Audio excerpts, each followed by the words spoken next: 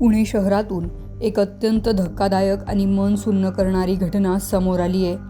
किरकोळ कारणावरून मानवी स्वभाव किती हिंसक होऊ शकतो याचा प्रत्यय पुन्हा एकदा आलाय. एका लग्नाच्या वरातीत नाचण्यावरून झालेल्या जुन्या वादाचा राग मनात धरून एका 24 वर्षीय तरुणाची धारदार शस्त्राने वार करून निर्घृण हत्या करण्यात आली. या घटनेमुळे संपूर्ण पुणे शहरात आणि विशेषतः कात्रज भागात एकच खळबळ उडाली आहे.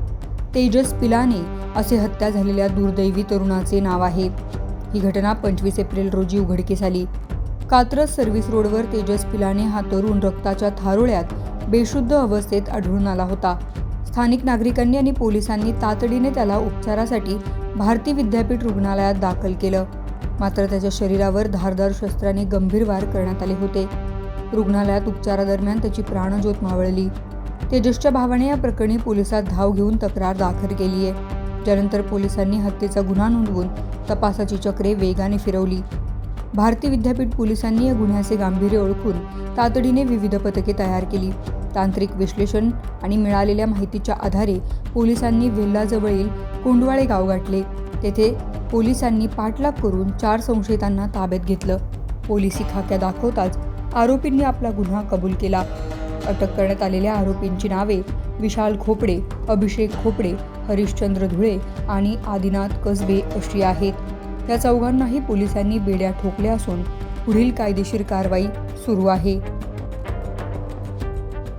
पोलीस तपासात या हत्येमागचं जे कारण समोर आलं ते ऐकून सर्वच अवाक झाले.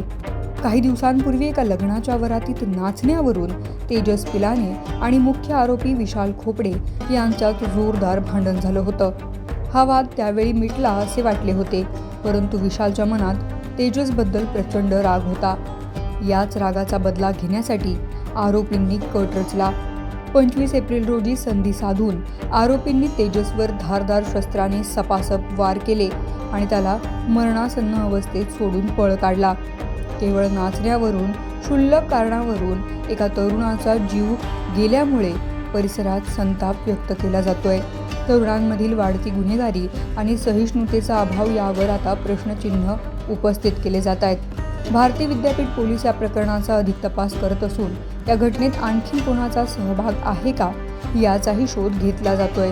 पुण्यासारख्या सुसंस्कृत शहरात अशा प्रकारे भर रस्त्यात हत्या होण्याच्या घटनांमुळे नागरिकांमध्ये भीतीचं वातावरण निर्माण झालंय.